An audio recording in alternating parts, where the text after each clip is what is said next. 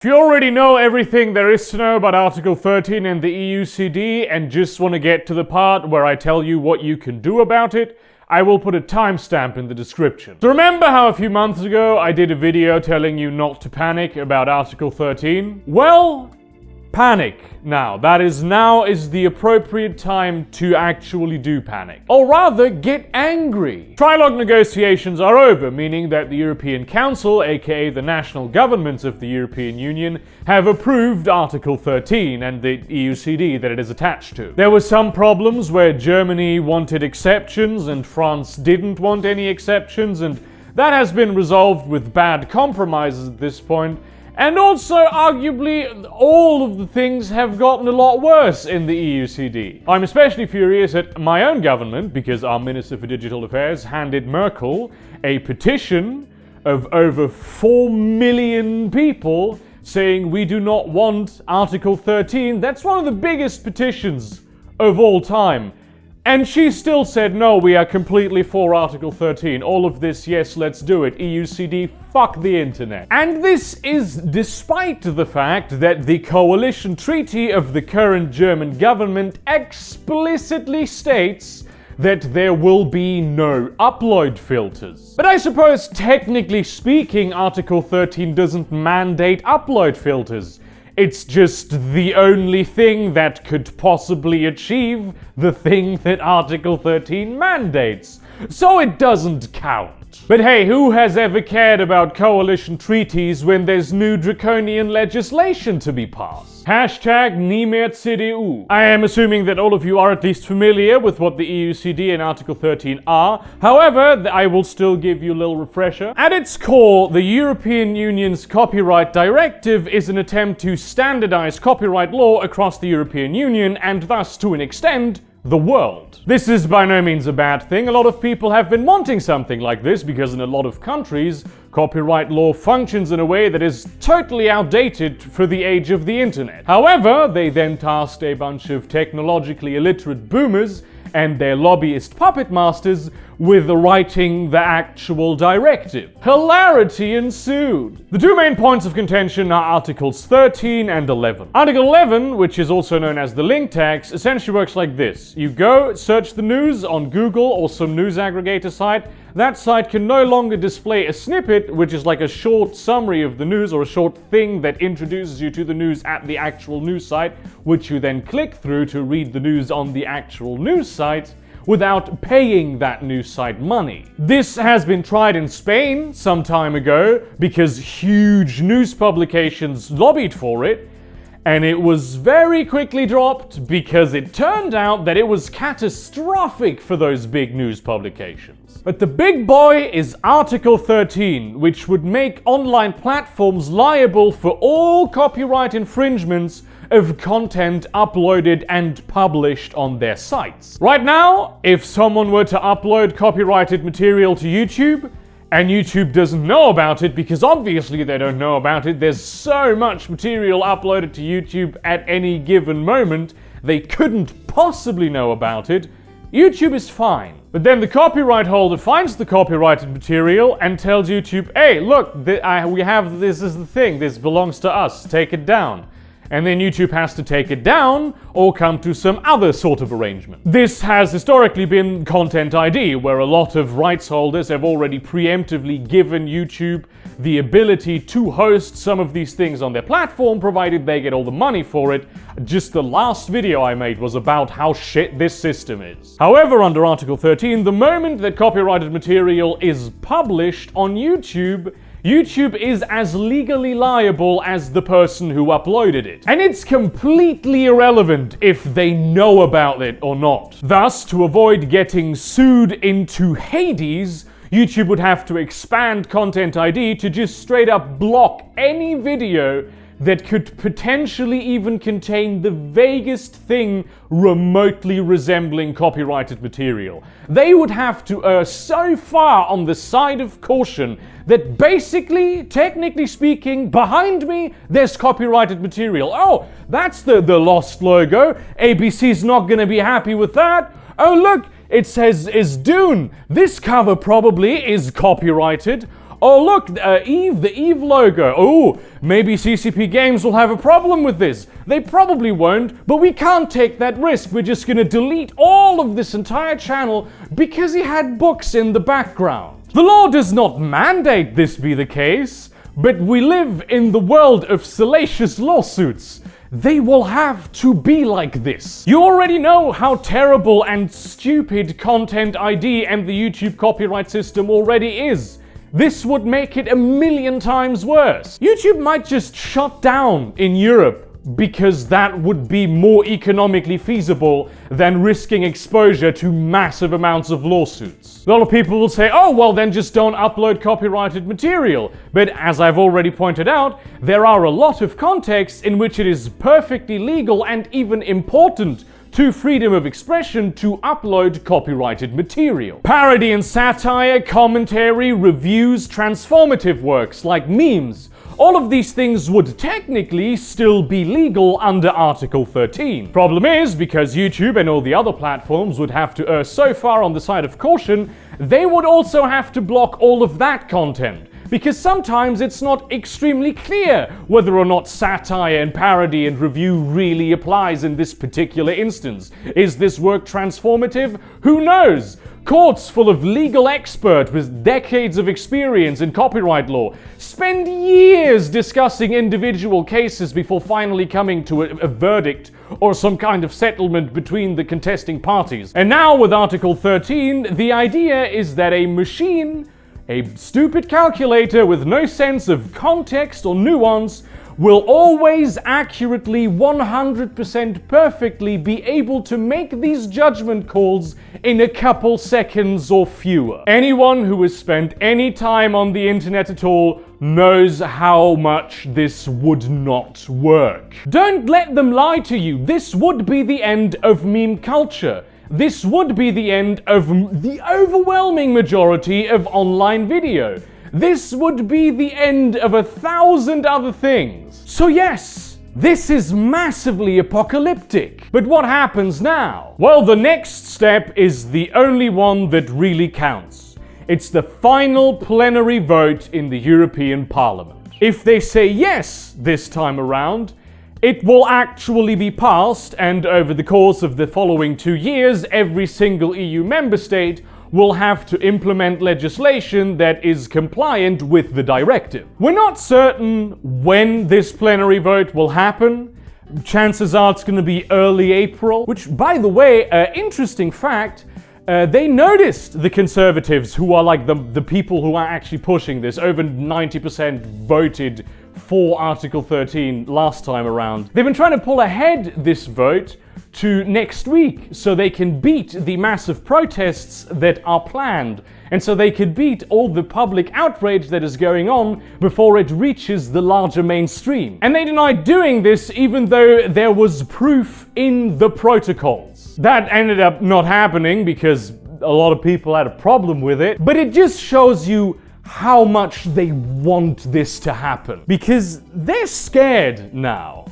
People are very angry about this whole situation, and they are the targets of that anger. You see, when it comes to Article 13, there's 3 camps of people. There's people who are against Article 13, there's people who don't know about Article 13, and there's sociopaths who have the dick of lobbyists stuck so far up their own arse that it actually is jammed in the throat. And when they speak, it's not actually them saying things, but it's the very tip of the lobbyist dick speaking. This is no joke, by the way. A while ago, Axel Voss, the guy who is masterminding Article 13, and right now the most hated cunt in all of Europe, he made an official statement that was verbatim lifted from an internal document from one of the organizations that is allegedly lobbying him, and we found this out through a leak. Allegedly lobbying him because he just straight up refuses to publish the list of people who have been lobbying him, which I don't know why that could be. There's debate about Axel Voss, whether or not he is just like a really bad guy who is acting maliciously, or whether he's just a complete moron who has no idea what he's talking about and is just regurgitating the talking points of the people who give them the most black bags. I personally think that he knows exactly what he's doing, and he knows exactly why he is getting paid and why he's getting lobbied so hard. He knows that this is not going to be good for anyone. He's just acting and lying too intelligently. However, I wouldn't be surprised if he just doesn't understand some of the finer points of the legislation that he himself is supposed to be the rapporteur of. It's just that his sugar mummies and his sugar daddies told him to not to worry his goblinoid little head about it. But let's get back to the people who are angry. Resistance to this directive all throughout time, but especially now, is massive. Huge email campaign after email campaign has been going in there to the politicians, but it turns out that the MEPs who are in favor of Article 13 are of the opinion that all of that is just bots, and it's Google trying to gaslight them into believing that there is actual people who are opposed to Article 13. A lot of them actually seem to be genuinely under the impression that the population at large, and especially creators, are in favor of this. Which is interesting, considering that especially Google, but also Facebook and Microsoft and a lot of other huge tech companies stand to make obscene amounts of money if Article 13 is passed, because they're the only ones with the know-how to develop these upload filters in a way that they will let anything through at all. And then other smaller platforms will have to pay the exorbitant fees that these huge platforms, because of their oligopoly or possibly even monopoly, will charge on implementing that technology. Still, despite the money that could be made there, Google and Facebook are very firmly against Article 13. So people have been sending letters, and people have been protesting. There's been some spontaneous protests where there's only like 1,000 to 3,000 people in this protest. I've seen a bunch of articles that read, oh look, all of these people, that actually everyone is in favor, and it's just this fringe minority that's against Article 13. Let me tell you something. If some guy or gal goes and says, hey, let's have a protest tomorrow, and 1,000 people show up, that is a big deal. So what can you, dear viewer, do to fight Article 13? Well, it turns out, though Article 13 and the EUCD are looming, we are in luck, because in May, the European Parliament will have itself a little election, and the people who will be putting their seats up for election are the same people who just before that will decide whether or not Article 13 and the EUCD shall be implemented or confined to the dustbin of history forever. And you know what that means? We are in the middle of the phase where politicians actually vote for the kinds of policies that they otherwise only pretend to represent, and not the things that their lobbyists pay them for because they're terrified of losing their seat. And if enough people tell them, hey, you vote for Article 13, I will vote for the guy who runs against you, they will get scared. And let me tell you, they're already so scared that they've just released lying propaganda videos about this shit, and they've also been astroturfing Reddit. There's an AMA by some staffer of one of the conservative MEPs who voted in favor of this. I don't know why it's the staffer who did this, probably because, oh, he's young and he's hip with the cool kids. And literally all of what he says is just lies. And every time he says anything at all, he gets demolished by people in the comments. The first and most obvious thing you can do is write emails. On saveyourinternet.eu/act, you can click on your country and find out which MEPs voted for the EUCD and which voted against last September before the trilogue negotiations. There's also a super cool and very easy way to just write emails to all of them. And I do implore you to customize your email at least a little bit, because they will dismiss it as just a bot attack. It's Russian bots now. Actually, it's Google bots in this case, but it really isn't. If you don't want your emails to be dismissed as being sent by a bot, go to botbrief.eu, where they will tell you how to send letters to your MEPs. That site is currently available in English, German, and Polish. Another thing that's very popular is to have your MEP pledge to vote against Article 13. On pledge2019.eu, there is a list of which MEPs have promised to vote against Article 13 in this final vote. If you go to your country and you don't find any or just very few MEPs, don't worry. This is not MEPs who are against Article 13. This is MEPs who have pledged to vote against to this campaign specifically. A lot of this protest movement against Article 13 has been going on in Germany. Many other European countries have not been as active in this whole thing, so I really encourage you, if you live outside of Germany, please, please, please take action. The most important and effective thing, however, that you can do to fight Article 13 is go out there and protest. There will be a number of intermittent protests leading up to the vote, but the most important date is the 23rd of March. That is the day when there will be protests against Article 13 all over Europe. On savetheinternet.info/demos, you can find a map with demonstrations on the 23rd of March. As you can see, at the moment, they are localized primarily to Germany and Poland. Personally, I will be attending the one in Hamburg, Germany. If there are no protests in your area, it is time to emerge from your basement and be the person who organizes one. We need more protests. We always need more protests in more areas, especially in countries that have a high number of MEPs. This means France, this means Italy, this means Spain, this means the UK, though, to be fair, there is a chance that Brexit will happen before the vote, and then the MEPs will be recalled and their seats will be divided up. This is a very good thing because most UK MEPs actually were in favor of Article 13 last time around, because the UK never lets a chance skip to vote for some draconian censorship law. But that being said, the only countries where a majority of the MEPs actually voted against Article 13 were Sweden, the Netherlands, and Poland. This is very important. If you've never been politically active in your life, if there's something going on, you have to take action.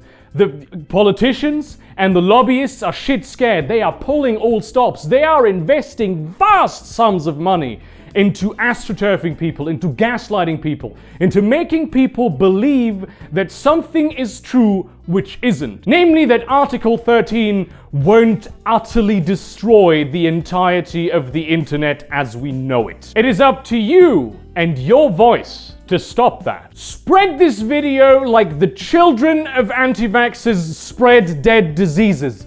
Talk to your relatives, especially the old ones. They usually will vote Conservatives, but also the ones who will go to protests with you. Inform them about what Article 13 actually is. This is a very bad bill. If the EUCD gets passed, not just our world will change for the very worse, it's also their Pornhub. Thank you very much for watching this video. Just go out there, do political activism right now. See you around, cunts.